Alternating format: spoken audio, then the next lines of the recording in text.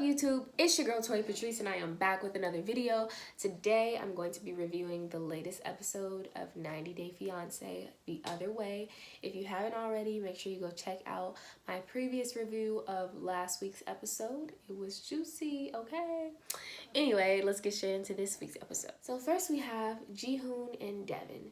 Now you guys remember from the last episode that they were on, Jihoon revealed to Deavan that in the past he sold stolen phones, which of course is illegal, and as a result he got in trouble with the law and had to pay thousands of dollars in fines.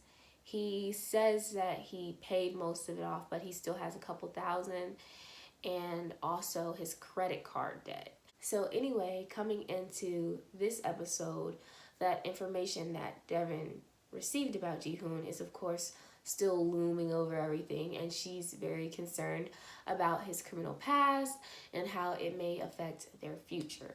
So when the episode begins, he and Deavan go to a Korean bar to meet with his friends and, have a couple drinks.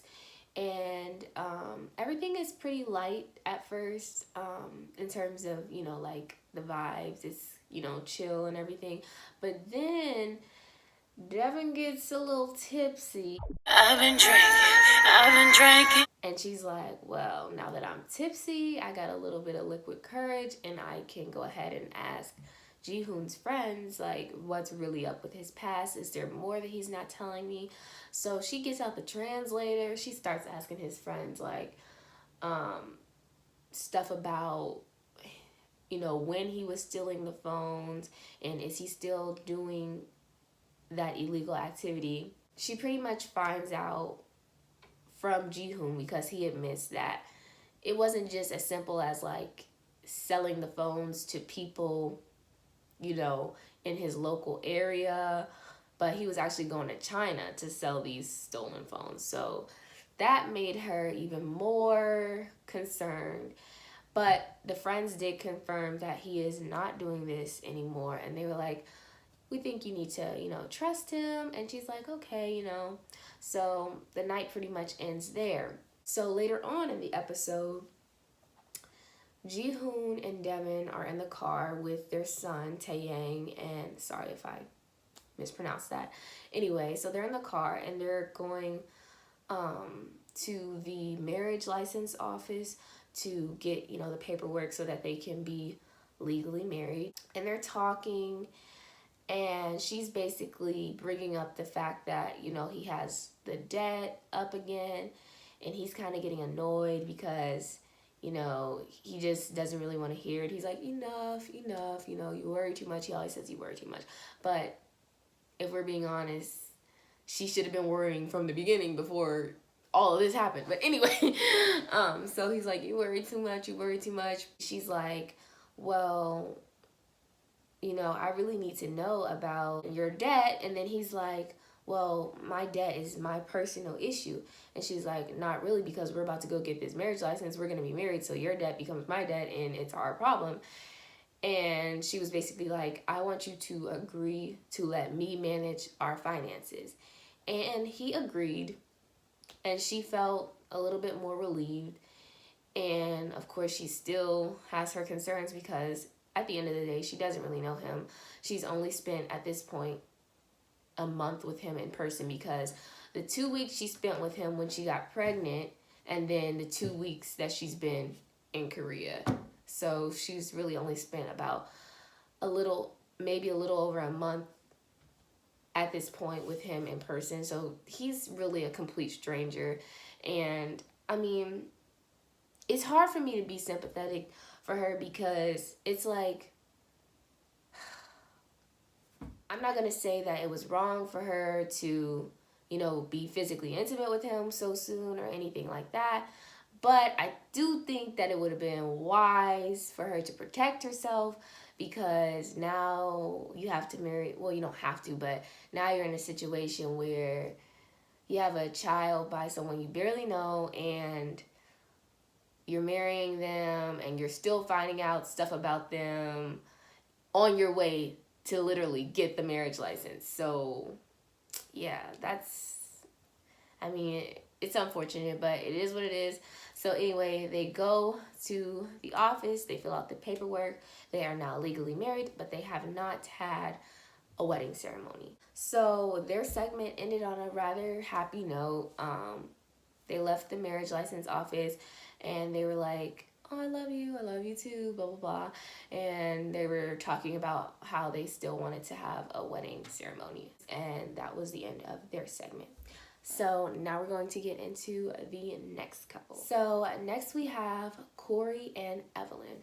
So you guys remember from the last episode, Corey had gone back to the States in order to attend his father's funeral and be there for his family. His segment ended last time with him debating on whether or not he was going to go back to Ecuador so soon or stay with his mother and his family for a little while longer in the States, to be there with them and support them, while they're grieving and everything. So in this episode, he makes the decision that he's going to go back to Ecuador because he only has a month left on his tourist visa. So he needs to figure out if he can convince Evelin to marry him and he can stay in Ecuador. So it was very hard for him to leave his mother behind, but she said that she understood and, he has to figure out what he wants to do with his relationship. Now, he calls Evelin up, they video chat, and he tells her, hey, I'm coming back to Ecuador. And she's like, oh, really, so soon? And honestly, she didn't seem that excited. I think maybe she was surprised that he was coming back so soon because, he did just lose his father. So she's like, oh, maybe she was just surprised of the fact that, he's coming to be with her. But she didn't honestly seem that excited about it. And I've already stated how I feel about her in the previous video. I really don't think that she is in the relationship as deep as he is. But nevertheless, she's like, okay, so he's coming. He gets there and she picks him up from the airport. Well, she meets him at the airport because I don't know if she drives because she said her brother dropped her off. But anyway, she meets him there. They have a nice little reunion. She says that she missed him a lot. He missed her a lot and everything. And basically, we all know because Corey's confessionals that he does on the show that he is really there to figure out what the next step is going to be because, as I've stated, his tourist visa is going to run out, so he can't stay there forever. If he marries her, then of course he can stay as long as he wants to. So he knows that marriage is really the only viable option if they want to have more than a long distance relationship. However, on Evelin's confessional, she states that she does not see herself getting married. She doesn't want to be married. That's never been her desire. And at this point, I just feel bad for Corey because if he does propose to her, he's not going to hear the answer that he wants to hear. She does not want to be married to him. And I think he really needs to reconsider the foundation of this whole relationship because if two people ultimately want two different things, the relationship is most likely not going to work. If one person wants to be married and the other person doesn't want to be married, one person's either going to end up settling for less than what they desire, and that could lead to resentment, or they're just going to end up broken up anyway. So I don't see this going anywhere but Doomsville. I don't really see this relationship being successful, and it sucks because we know Corey has invested most of his finances into this relationship, getting their place in Ecuador and buying a car, which was way more expensive than it would have been in the United States. Anyway, so when they get home from the airport, Evelin cooks him dinner and she says that she finally blocked her ex, like Corey asked her to do. And he took this as a positive step on Evelyn's behalf, to try to make their relationship work. And basically, he was just relieved that, she finally agreed to cut her ex off, because, it was making him very uncomfortable, given the fact that Evelyn had that slip up with her ex last year. So, yeah, it ended with them eating dinner and Corey being hopeful about the possibility of marriage. So I guess we will see. Honestly, not looking forward to what I think will happen with Corey and Evelyn, because I just don't want to see him get his heart broken. But anyway, we're going to move on. Next couple, Laura and Aladin. So they are in the middle of their 3-day Tunisian wedding.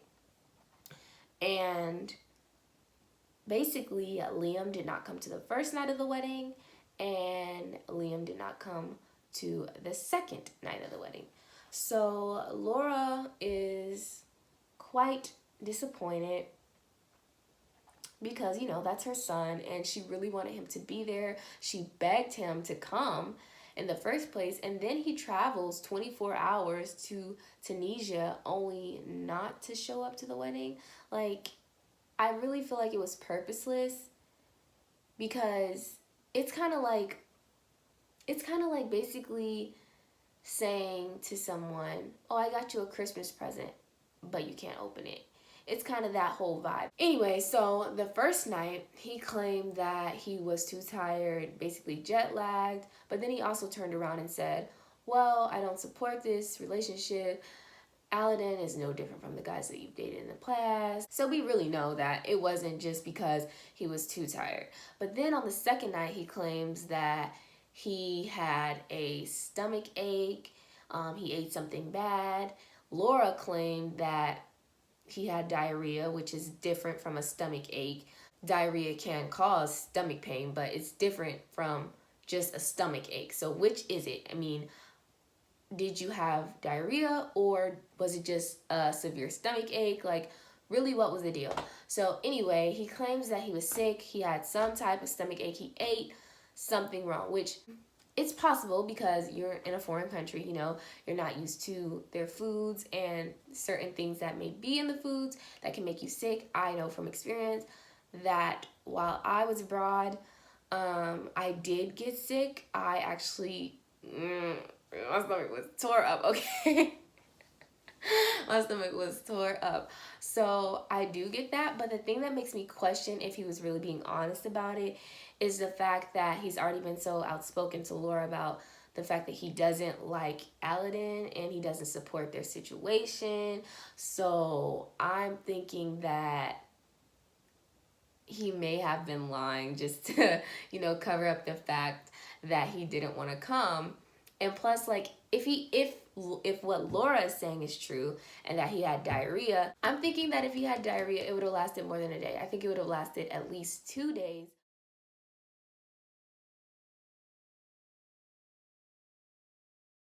Which it didn't, because on the 3rd day of the wedding, before the ceremony and everything, Liam agrees to go to this sauna with Aladin, and obviously he's not having the runs or anything, so I don't really know. But nevertheless, while they're at the sauna, Aladin asks Liam why, he hasn't been participating in the wedding, and Liam goes on with the stomachache excuse. And he's like, oh, I just, I didn't want to be throwing up on the dance floor, blah, blah, blah, or whatever. So then Aladin is like, are you sure that it's not because you have a problem with me? Is there something that you want to tell me? And Liam is kind of being evasive at first. He's kind of like, no.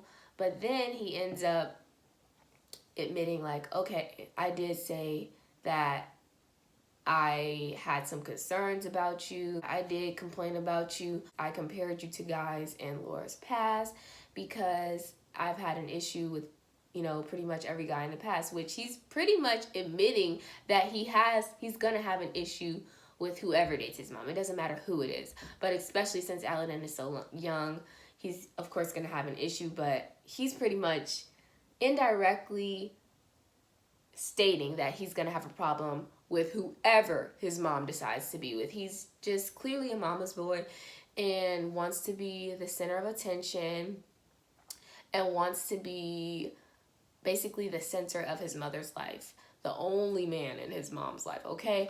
And this gets further confirmed when Aladin brings up the fact that he wants to have children with Laura.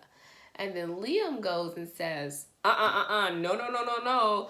I draw the line when it comes to my mom having children. And I was just like, you don't even have the pencil. How are you going to draw the line? Like, I was just kind of confused because I'm like, she's grown. She's grown. You're the child. Boy, stay in the child's place. But anyway, so Aladin kind of was like, you're gonna try to tell me what I'm gonna do with my life? And he was like, well, I am her husband and this is my wife, and like basically letting him know that you really don't have a say over whether or not we have children.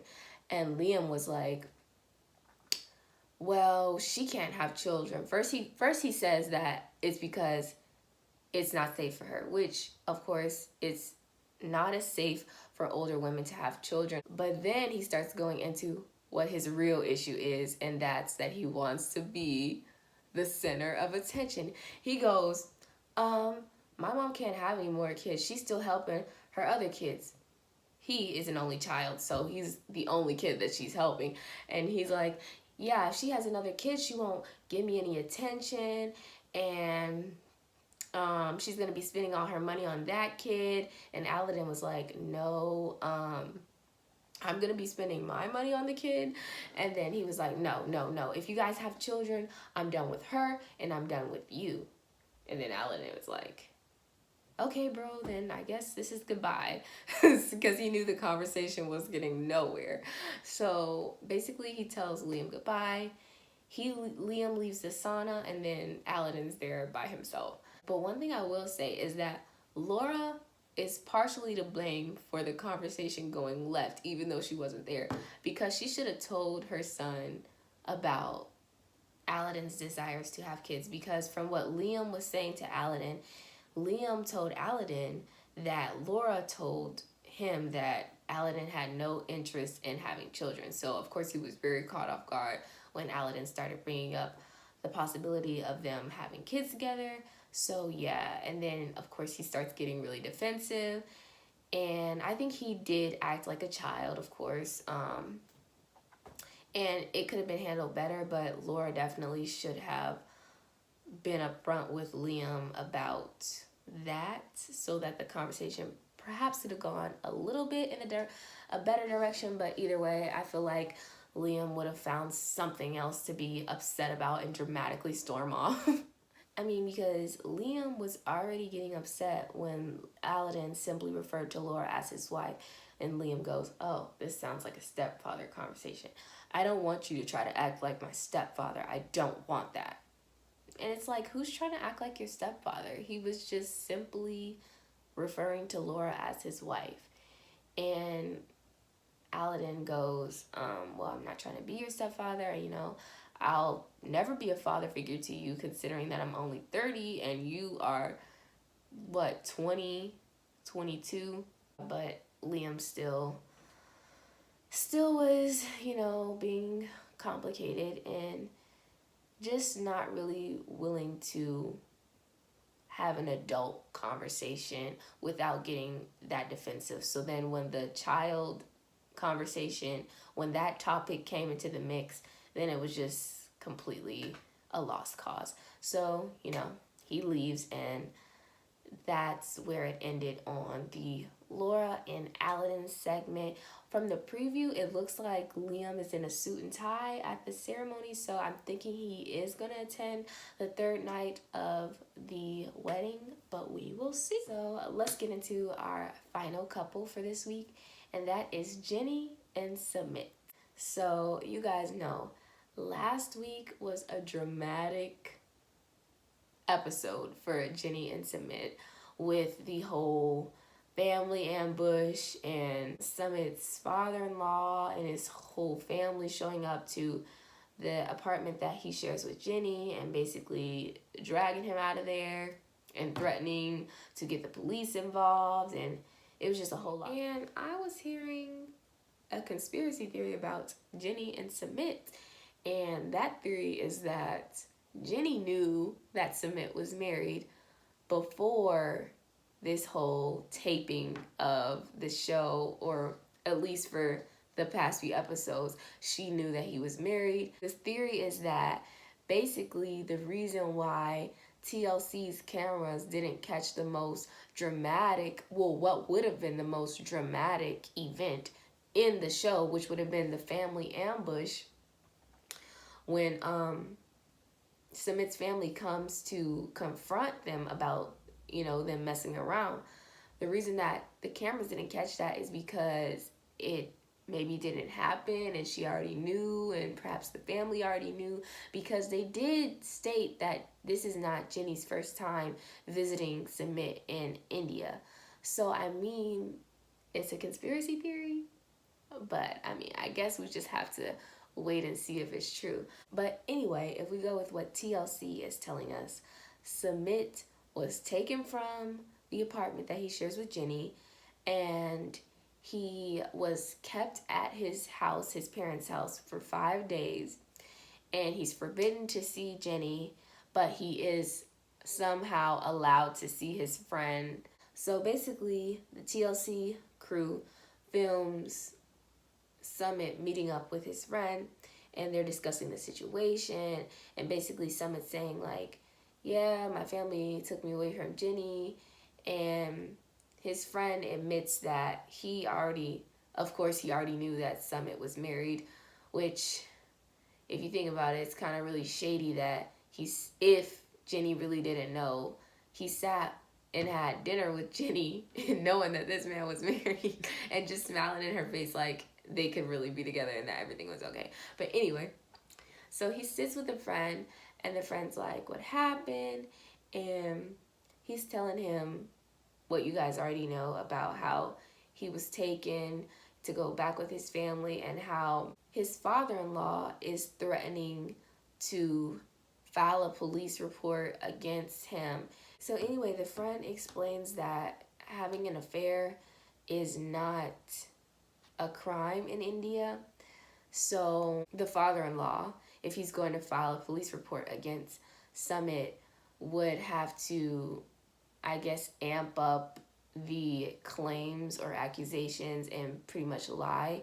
Sumit says that the father-in-law can say that he beat his daughter or something like that, and basically his father-in-law is threatening to get the whole family involved and basically file a police report against not only Sumit, but Summit's family.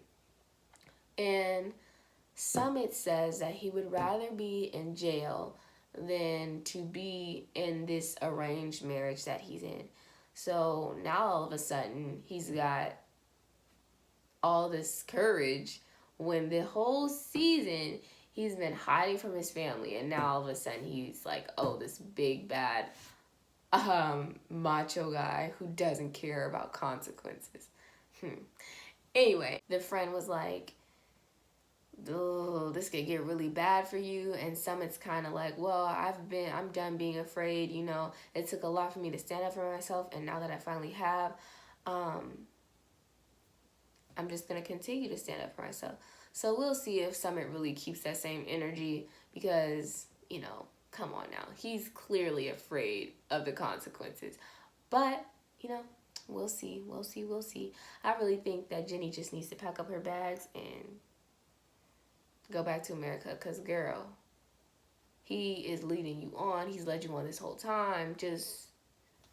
I mean, I truly do believe that he has feelings for her, but it's just no amount of excuses that can justify the fact that he lied for so long. It's just, nothing can justify it. Arranged marriage or not, he should have told Jenny. She was dating him for 5 years prior to him being in this arranged marriage. So that's just really messed up what he put her through, if this is all true. But yeah, that's just really messed up. So yeah, that was it for this week. Tiffany and Ronald were not featured on this week's episode, and neither were Paul and Karini. So we'll have to wait for next week to find out what's going on with them. But anyways, I hope you guys enjoyed this review. Comment down below your thoughts about this week's episode, and make sure you subscribe and like this video. Thanks, you guys. Bye.